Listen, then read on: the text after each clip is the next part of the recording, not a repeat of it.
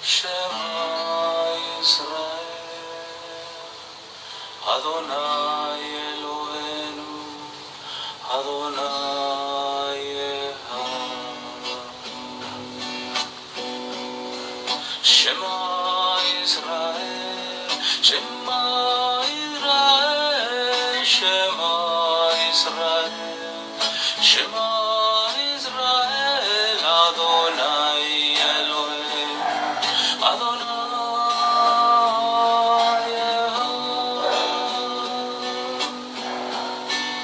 Escucha Israel, escucha Israel, escucha Israel, escucha Israel, el Señor es nuestro Dios, el Señor es uno.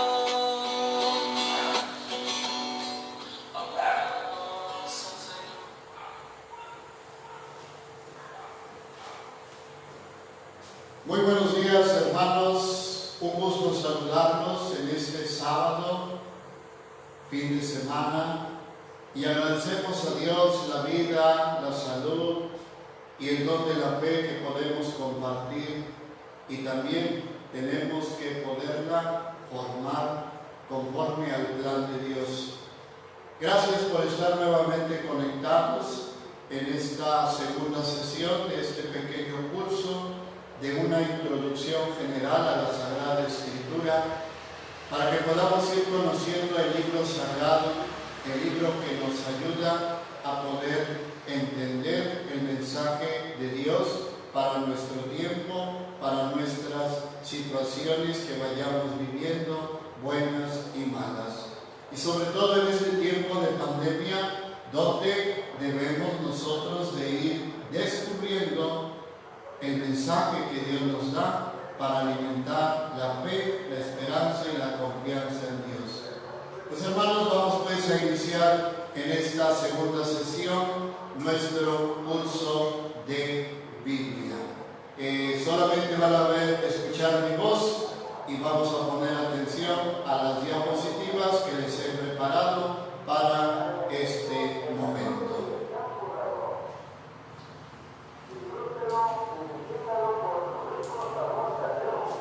Y nos ponemos en la presencia de Dios diciendo, en el nombre del Padre, y del Hijo, y del Espíritu Santo. Amén. Señor, te damos gracias porque nos reúnes una vez más en tu presencia. Señor, tú nos pones frente a tu palabra. Ayúdanos a acercarnos a ella con reverencia, con atención, con humildad. Envíanos tu Espíritu para que podamos acogerla con verdad, con sencillez, para que ella transforme nuestra vida. Que tu palabra penetre en nosotros como espada de dos filos, que nuestro corazón esté abierto como el de María, Madre tuya y Madre nuestra. Y como en ella la palabra se hizo carne, también en nosotros esta palabra tuya se transforme en obras de vida según tu voluntad. Padre nuestro que estás en el cielo, santificado sea tu nombre. Venga a nosotros tu reino. Hágase tu voluntad en la tierra como en el cielo. Danos hoy nuestro pan de cada día. Perdona nuestras ofensas, como también nosotros perdonamos a los que nos ofenden. No nos dejes caer en la tentación y líbranos de todo mal. Amén. Antes de poder dar inicio a nuestro tema de esta mañana, primero hay que entender 3 elementos necesarios que necesitamos para tomar un curso de Biblia, para poder profundizar algunas partes, términos, acontecimientos, elementos que la misma Sagrada Escritura nos presenta. Por un lado, pues tenemos que tener nuestro libro de cabecera y que este libro sea realmente una Biblia católica. Hoy en nuestro entorno social existen muchas Biblias. Algunos dicen que es la misma palabra de Dios. Sin embargo, hay que entender que las Biblias no católicas son un poco distintas, que será un buen tema que vamos a ver más adelante, cuál es la diferencia entre una Biblia católica y una Biblia no católica. En un segundo elemento, un diccionario bíblico, un diccionario que podamos ir teniendo a la cabecera, porque pues tiene toda la terminología, y sobre todo que estos diccionarios, como la misma Sagrada Escritura en su traducción católica, pues va teniendo modificaciones debido precisamente a nuevos descubrimientos que van haciendo los exégetas y los arqueólogos en cuanto al descubrimiento de escritos, de inscripciones y de todos estos elementos de la antigüedad que nos ayudan a descubrir más el origen, la formación y el mensaje de la Sagrada Escritura. Y por último, tener un texto. La Iglesia Católica tiene muchos cursos de Biblia por muchos expertos en Sagrada Escritura. Entonces, son como que los tres elementos muy importantes que debemos de tener para poder realizar un buen curso de Biblia. Por un lado, la Biblia católica. Yo en mi experiencia, yo les recomiendo precisamente esta Biblia, la Biblia de nuestro pueblo, de Luis Alonso Shekel, un biblista español que hace algunos años acaba de fallecer y es uno de los traductores más recientes y que tiene toda una gama de la Sagrada Escritura precisamente para poderla enseñar. A mi modo de ver, esta Biblia ha superado la más clásica que hemos utilizado, como es la Biblia de América o la otra Biblia que comúnmente estamos utilizando. Entonces, que es la de la latinoamericana. Entonces, esta Biblia está muy actualizada por los comentarios de este gran biblista, Luis Alonso Shekel. Entonces, aparte que también es un texto bastante económico, a comparación de otros textos, como la Biblia de Jerusalén, una Biblia más científica, una Biblia más completa, pero una Biblia para nuestro pueblo, como el título lo dice, una Biblia con elementos y sobre todo con un lenguaje más apropiado para nuestro pueblo. El diccionario vocabulario que podemos utilizar, el más común dentro de los laicos, pues es este vocabulario de teología bíblica. Tiene estas dos presentaciones de otro gran biblista, León Dufour, y que en muchos grupos parroquiales de estudio lo van utilizando precisamente para cuando se tiene alguna duda, algún elemento que investigar. Bueno, pues los vocabularios nos pueden apoyar mucho a descubrir mejor algunos contenidos a profundidad de la Sagrada Escritura. Y este es el libro de texto que yo estoy utilizando para poder organizar estos temas que estoy compartiendo con ustedes. Curso Bíblico Popular 1, son 3 tomos y es de este padre religioso Agustín Petresuli, y que también nos va a ayudar sobre todo a ir entendiendo poco a poco la Sagrada Escritura con un lenguaje más popular, y sobre todo nos va dando un bosquejo general de todos los elementos de la Sagrada Escritura. Bien, pasamos a nuestro tema. El tema de hoy que quiero compartir con ustedes es lenguas, tiempos y manuscritos de la Biblia. Primero vamos a la línea del tiempo. ¿Cómo se ha ido generando la historia de la humanidad? Podemos entender cómo fue poblada la tierra, según los paleontólogos, hace más de 200 millones de años antes de Cristo. Pues vemos todas estas eras del Paleolítico, del primer hombre, de los dinosaurios, etc. Y cómo va a ir evolucionando todas las especies. La ciencia habla que también la raza humana ha tenido su evolución y cómo empiezan a formarse las civilizaciones. Tenemos que entender que toda esta historia, este caminar de la humanidad por el tiempo, es Jesucristo quien viene a partir esta historia de la humanidad en dos tiempos, en dos momentos, y que le llamamos antes de Cristo y después de Cristo. La Sagrada Escritura la tenemos que poder ubicar en la última parte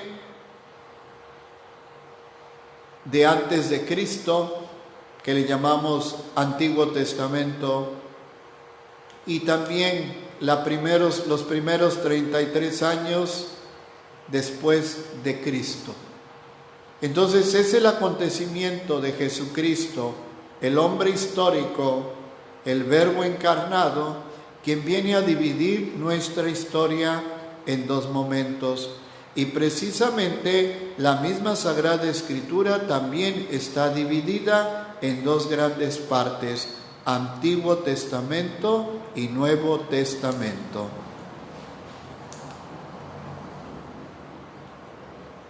Por eso en esta división de la Sagrada Escritura podemos entender los acontecimientos antes de Cristo.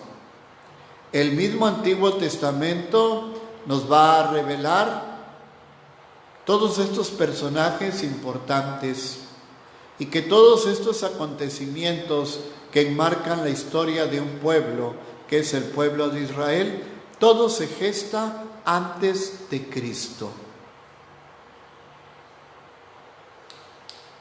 Y a partir del nacimiento de Jesús, entonces empieza el Nuevo Testamento. Pudiéramos nosotros enmarcar el Nuevo Testamento a partir del nacimiento de Cristo hasta la muerte del apóstol Juan, con lo que se cierra precisamente el Nuevo Testamento con el libro del Apocalipsis. Así pudiéramos nosotros dividir la Sagrada Escritura precisamente en estos dos momentos de la historia de la humanidad: antes de Cristo, después de Cristo. Antiguo Testamento, Nuevo Testamento. Lenguas en las cuales fue escrita la Sagrada Escritura. Por un lado el hebreo, en otro momento el arameo y en otro momento el griego. Tres lenguas que se pueden considerar muertas porque ya no se utilizan, ya no las practican ni las hablan las comunidades de nuestro tiempo. Sin embargo, los que se van a dedicar a hacer un estudio profundo y científico de la Sagrada Escritura, sí tienen que estudiar estos estas tres lenguas, que se les llama lenguas muertas, porque el griego de hoy, no es el mismo griego de antes de hace 2000 años. El hebreo de hoy que habla Israel no es el mismo como el que se hablaba hace 2000 años. Entonces, un estudioso de la Biblia tiene que entrar precisamente en el estudio de estas tres lenguas. ¿Por qué? Porque se va a adentrar en la estructura original de los escritos de los libros que componen la Sagrada Escritura. Entonces, es una licenciatura muy amplia en su conocimiento y muy extensa también en cuanto al periodo de estudio.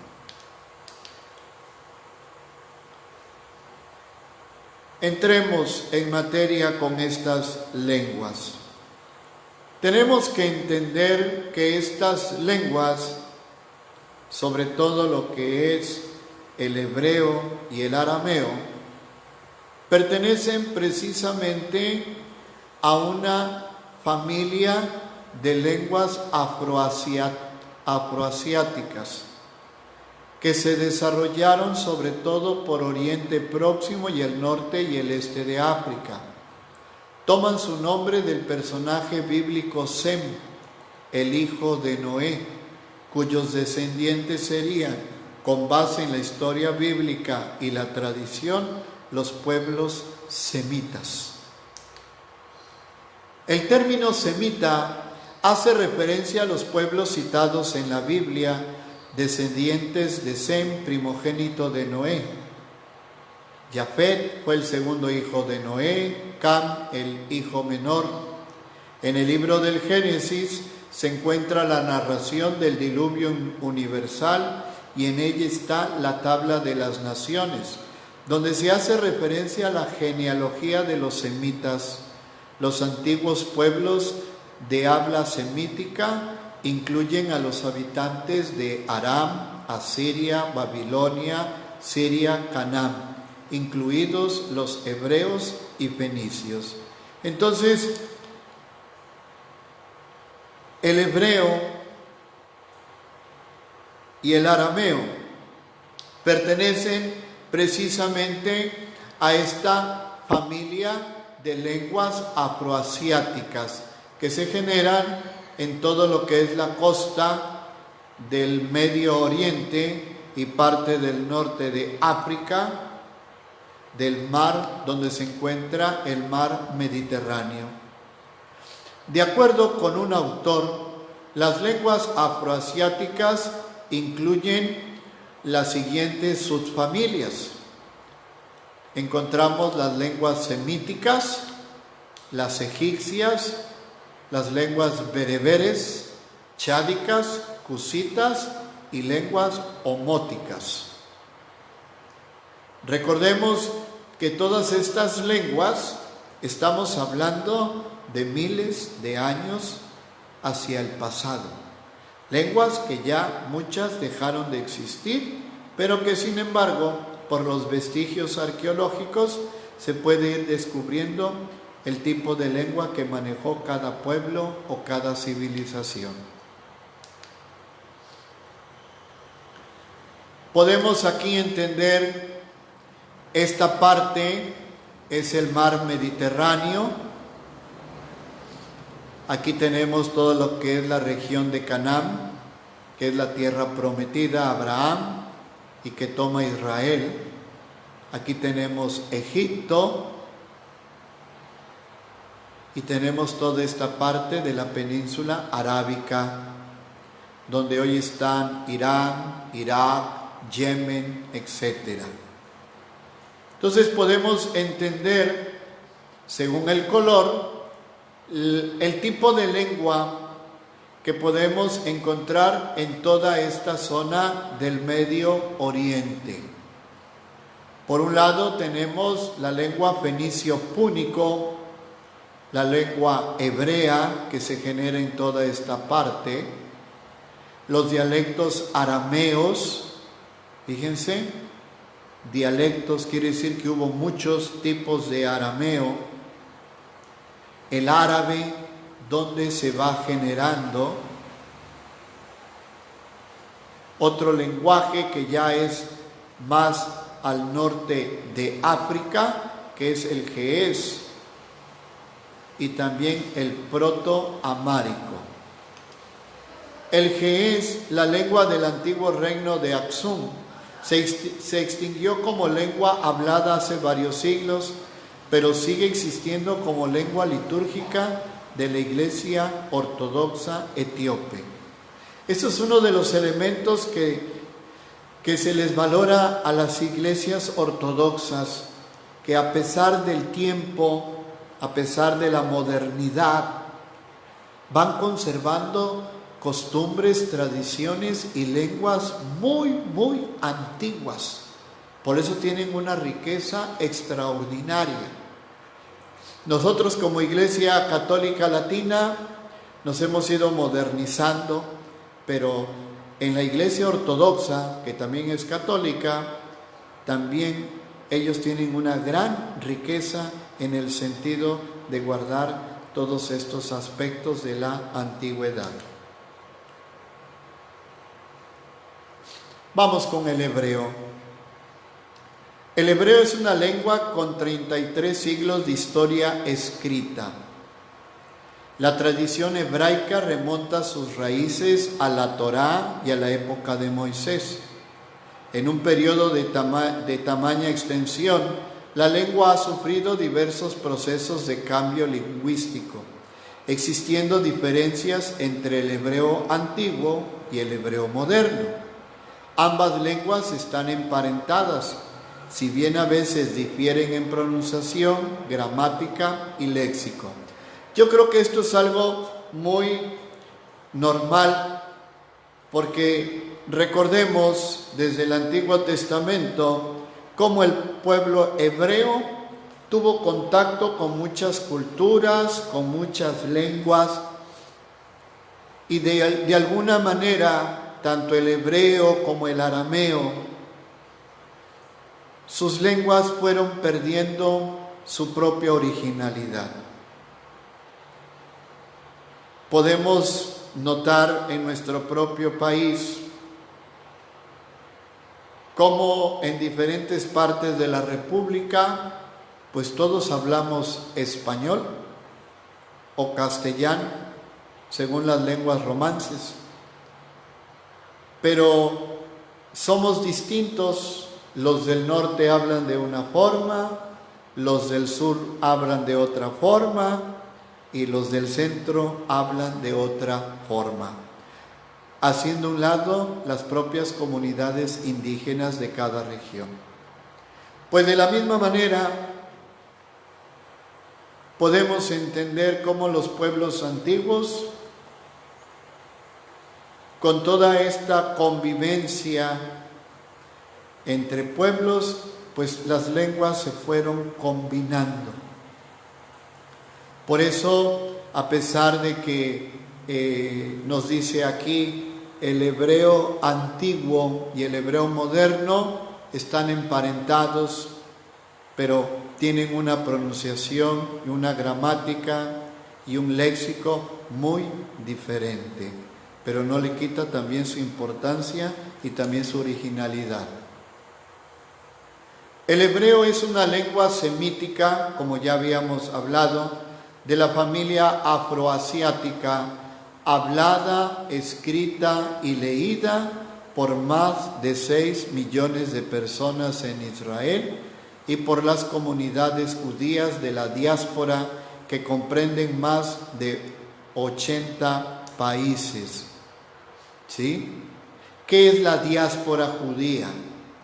Pues así fácil y rápido, son todos los judíos que viven fuera de Israel.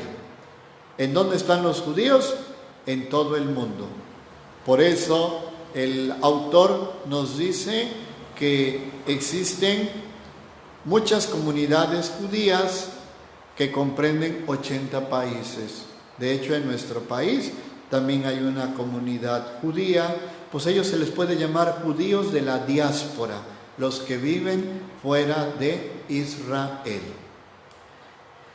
Y aquí tenemos precisamente un ejemplo del hebreo, ¿sí? Cómo se escribe Israel y el famoso tetragrama del nombre de Dios, que son 4 consonantes. Las confesiones no católicas dicen Jehová y nosotros le decimos Yahvé. Más adelante podremos ir viendo algunos temas propios de la Biblia, como el nombre de Dios. La diáspora judía se refiere a la dispersión de los hijos de Israel y los judíos posteriores fuera de lo que se considera su patria ancestral y de las comunidades construidas por ellos en todo el mundo. Así es. Entonces, ¿quiénes son los judíos de la diáspora o la diáspora judía? Precisamente los que viven fuera del territorio de Israel. Como ejemplo, aquí les pongo una cita, un canto que está inspirado en una cita bíblica del Deuteronomio y que precisamente aquí nos puede enmarcar en este texto o en este canto cómo se escribe el famoso Shema Israel. Encontramos aquí el lenguaje hebreo, la escritura hebrea, su pronunciación desde nuestro lenguaje español y el significado. Shema Israel, Adonai Eloheinu, Adonai Echad. Y que de alguna manera la Iglesia Católica lo ha asumido como un canto. Ojalá y lo puedan ustedes buscar en el YouTube. De hecho, fue el canto con el que iniciamos esta sesión, con este canto del Shema Israel. Escucha Israel, el Señor es uno. Y aquí tenemos la letra precisamente de este canto. Shema Israel, Adonai Eloheinu, Adonai Echad. Escucha Israel, el Señor nuestro Dios, el Señor es uno. Y esto nos hace recordar precisamente aquella pregunta que un día le hicieron a Jesús: Maestro, ¿cuál es el primer mandamiento? Y Jesús hace referencia precisamente al Shema Israel. Desde la antigüedad, el hebreo es la lengua escrita, litúrgica y de oración empleada por el judaísmo, donde funciona como lengua sacra o sagrada. Consecuentemente, allí se le denomina el Lashon HaKodesh, que es lengua de lo sagrado. Y esto va a tener precisamente una influencia fuerte, porque así como Israel se va a considerar el único pueblo elegido llamado por Dios, de igual manera su lengua para ellos es la única lengua por la cual Dios se ha manifestado a su pueblo. Si los otros pueblos no judíos no son bien vistos o bien queridos, pues imaginémonos también el propio lenguaje o lengua de cada pueblo extranjero, no aceptado. ¿Por qué? Porque Dios no ha hablado en otra lengua sino en el hebreo. Según la tradición israelita, el hebreo es la lengua escogida por Dios para transmitir su mensaje a la humanidad. Así es. Por eso vamos a ir viendo más adelante cómo lo que para la Iglesia hay textos griegos como libros inspirados por Dios en este lenguaje, para el judío no son aceptados como libros inspirados por Dios. Vamos al arameo. Las lenguas arameas del hebreo Hakarimi, de la tierra de Aram, por eso viene el nombre de arameo, porque viene de la tierra de Aram, Siria. Es una rama de las lenguas semíticas con una historia de al menos 3000 años. Rama que involucra a una diversidad reconocida por su presencia en la Biblia y posible lengua de Jesús de Nazaret.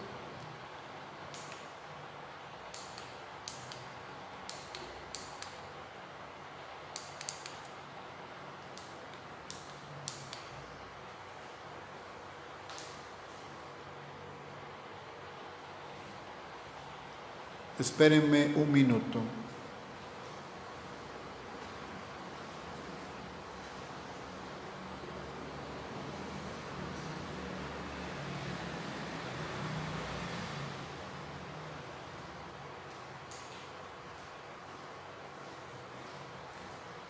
Durante el siglo XII a.C., los arameos, primitivos hablantes de este idioma, comenzaron a establecerse en un territorio que corresponde a la actual Siria, Armenia y el este de Turquía. Desde allí se expandieron a un territorio más amplio que iba desde la costa oriental del Mediterráneo hasta la orilla oriental del Tigris. La lengua común más hablada actualmente en Oriente Medio es el árabe, pero el arameo aún tiene importancia como lengua litúrgica y literaria entre los judíos, mandeos y entre algunos cristianos. Adicionalmente, la turbulencia vivida durante los últimos 2 siglos en esta región ha dispersado a hablantes de arameo por todo el mundo. Y la misma historia sagrada en el Antiguo Testamento pues nos pone en sintonía con esta redacción que hemos leído. Tenemos que entender, si el hebreo era la lengua oficial de Israel, pues tenemos que tomar en consideración la influencia de los pueblos extranjeros, el cautiverio de Israel con la destrucción de Jerusalén, con la destrucción del reino del norte y del sur. Todos estos acontecimientos de la misma historia, pues no solamente van cambiando la mentalidad, las creencias, sino también el mismo lenguaje. Entonces, Israel por mucho tiempo conservó su lengua original, su lengua madre. Sin embargo, con todos los acontecimientos, el hebreo fue quedando sepultado por todos los acontecimientos que Israel fue viviendo, y que con el poderse integrar a otras comunidades, a otros pueblos, pues se va metiendo, por decirlo así, todo este aspecto del lenguaje del arameo, que ya existía en Siria, Armenia y Turquía.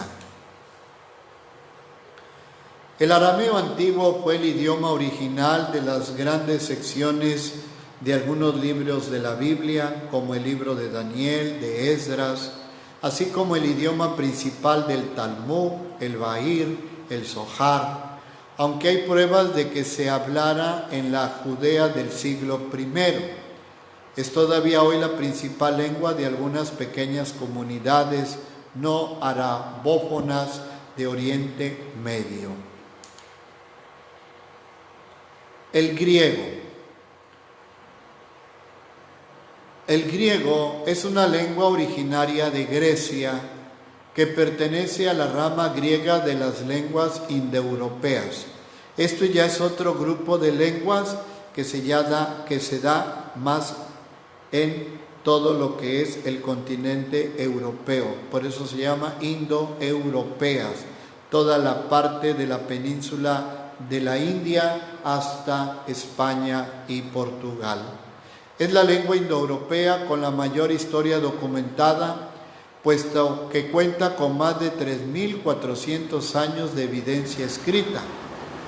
Aquí, ¿a quién le debemos estos testimonios? Pues precisamente recordemos que Grecia es la cuna de la filosofía.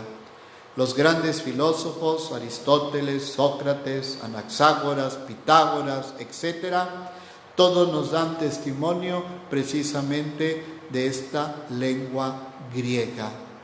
El sistema de escritura que ha utilizado durante la mayor parte de su historia y hasta la actualidad es el alfabeto griego.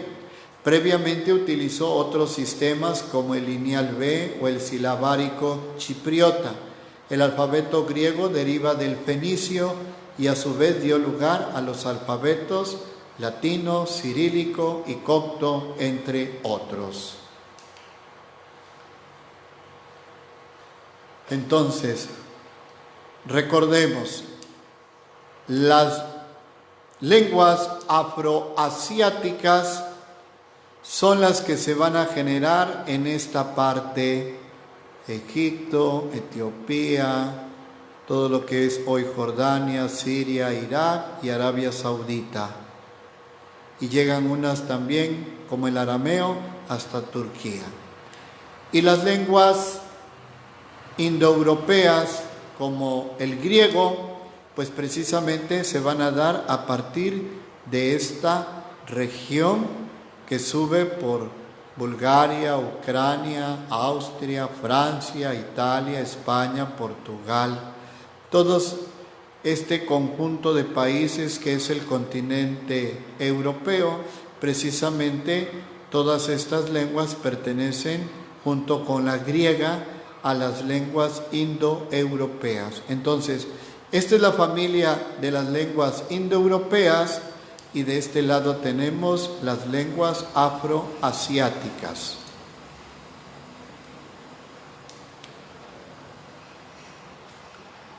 El griego moderno, tal como se lo conoce hoy en día, deriva del griego antiguo a través del griego medieval o bizantino y es el idioma oficial de Grecia y de Chipre, además de ser una de las lenguas oficiales de la Unión Europea. Entonces, igual como el hebreo moderno, el hebreo de hoy, pues no fue el antiguo.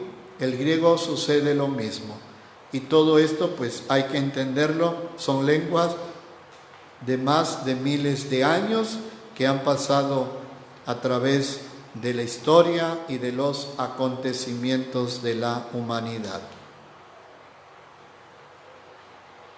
El griego antiguo forma parte del idioma griego que existió en Grecia durante la época arcaica y la época clásica. La koiné, una variante del griego antiguo hablado durante el periodo helenístico y hasta los comienzos del siglo IV. El griego medieval o griego bizantino forma del idioma griego situada convencionalmente entre los años 330, que es la fundación de Constantinopla, y la de 1453, con la caída de la ciudad en poder del Imperio Otomano. Y tenemos el griego moderno o neogriego, última etapa en la evolución del idioma griego y que se corresponde a la variante de este idioma hablada desde la Edad Moderna hasta la actualidad. Los griegos de Albania tienen una etnia albanesa que hablan precisamente otra forma de hablar el griego. Entonces, podemos entender en este esquema cómo ha ido evolucionando el griego. Por eso tenemos el griego antiguo, la koiné, el griego medieval o bizantino y el griego moderno o neogriego, que es el idioma oficial y actual de Grecia y de Chipre. Ya vimos pues los lenguajes griego, arameo, hebreo. Ahora vamos con los manuscritos del Antiguo Testamento. Esto es muy interesante. Primero tenemos la Masorá, que es la traducción textual de la Biblia hebrea, un registro oficial de sus palabras, consonantes, vocales y acentos. Es dudoso si la palabra apunta al verbo en nuevo hebreo, pasar por debajo, o significa simplemente vincular. La primera indicación se ve en Ezequiel 20:37. Entonces, tenemos que entender que tenemos este manuscrito que nos ayuda precisamente a entender el hebreo antiguo. ¿Por qué? Porque es un registro oficial con palabras, consonantes, vocales y acentos. Un gran apoyo para el estudio de la Sagrada Escritura, sobre todo del Antiguo Testamento. Y aquí tenemos precisamente un ejemplo de los rollos de los manuscritos del Nuevo Testamento. ¿Cuáles son los textos originales? Para que vayamos entendiendo.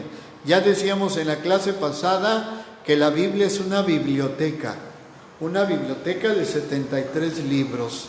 No es un libro en sí, sino son 73 libros lo que contiene la Sagrada Escritura.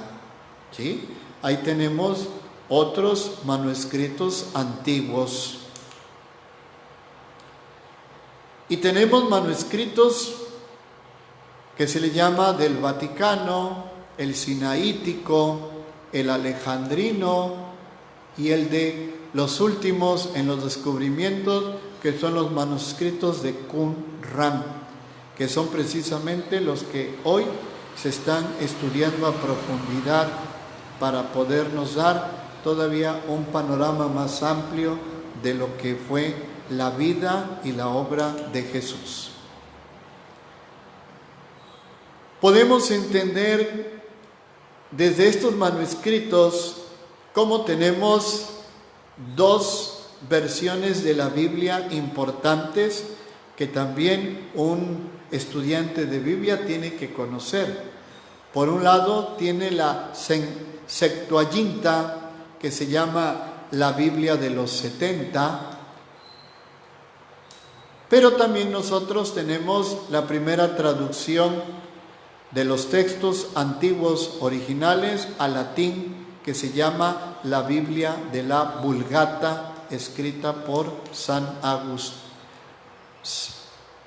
Jerónimo. No es San Agustín, es San Jerónimo. La Biblia de los 70 es una Biblia griega comúnmente llamada Septuaginta o Biblia de los 70 y generalmente abreviada precisamente con los números griegos de los 70. Es una traducción en griego koiné. Ya lo veíamos anteriormente, todas estas ramas del griego, cómo se fue formándose los nuevos estilos de griego según las épocas.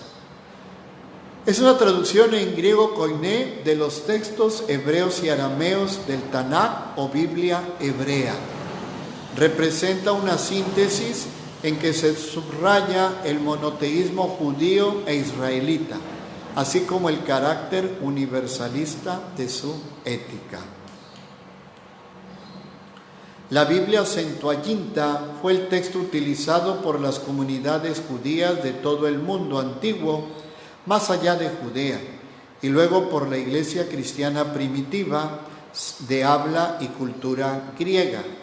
De hecho, la partición, clasificación, orden y nombre de los libros del Antiguo Testamento cristiano no viene del Tanaj o Biblia hebrea, sino que proviene de los códices judíos y cristianos de la Septuaginta. Entonces, podemos entender que ya hubo una primera compilación de los textos antiguos precisamente con esta Biblia Septuaginta o Biblia de los 70. Una Biblia, podríamos decirle, incompleta, porque la Biblia que hoy tienes en tus manos, pues es el resultado de la reflexión de la misma Iglesia hacia el Concilio de Trento, realizado hacia el siglo XVI. La Vulgata es una traducción de la Biblia hebrea y griega al latín realizada a fines del siglo IV por Jerónimo de Estridión, o mejor dicho, por San Jerónimo, para que no nos confundamos. Fue encargada por el Papa Dámaso I 2 años antes de su muerte.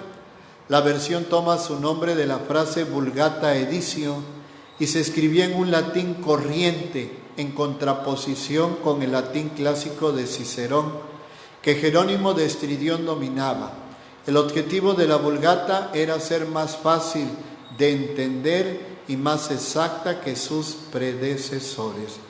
Lo que ocurre hoy en nuestros días, tenemos Biblias como la Biblia de Jerusalén, que es una Biblia propia para estudio, reflexión, Biblia que utilizan los exégetas, los que van a hacer alguna licenciatura o doctorado en Sagrada Escritura.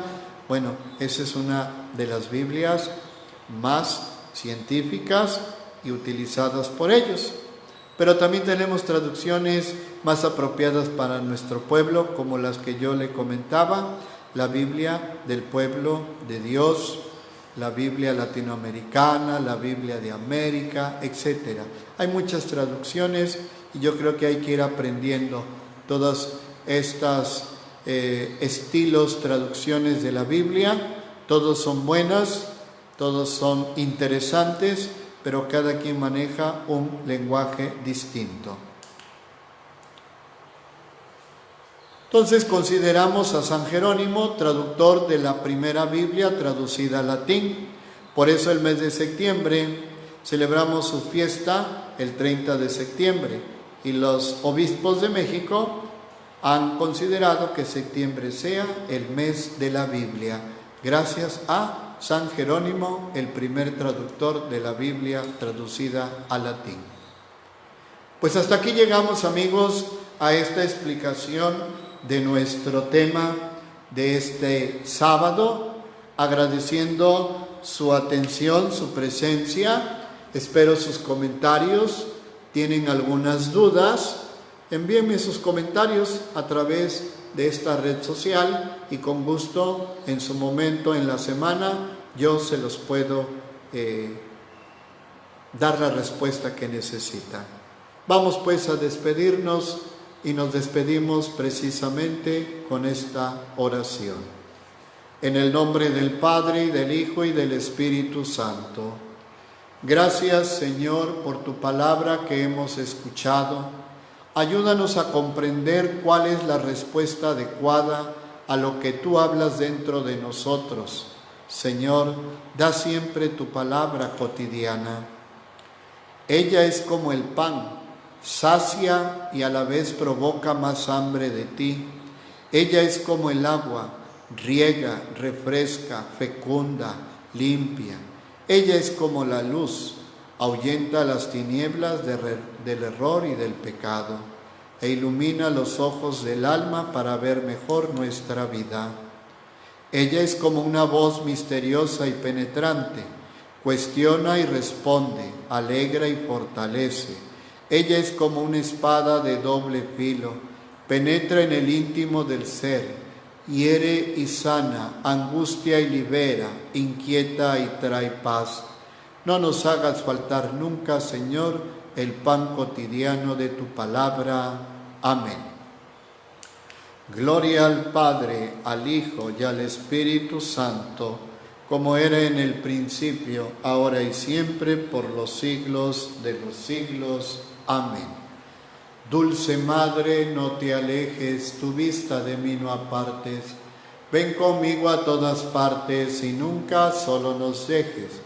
Ya que nos proteges tanto como verdadera Madre, haz que nos bendiga el Padre, el Hijo y el Espíritu Santo. Amén. Hasta pronto, hermanos, que Dios los bendiga y los espero ver conectados en la misa de 7 y mañana en misa de 10 de la mañana. Dios te bendiga junto con tu familia. Hasta pronto.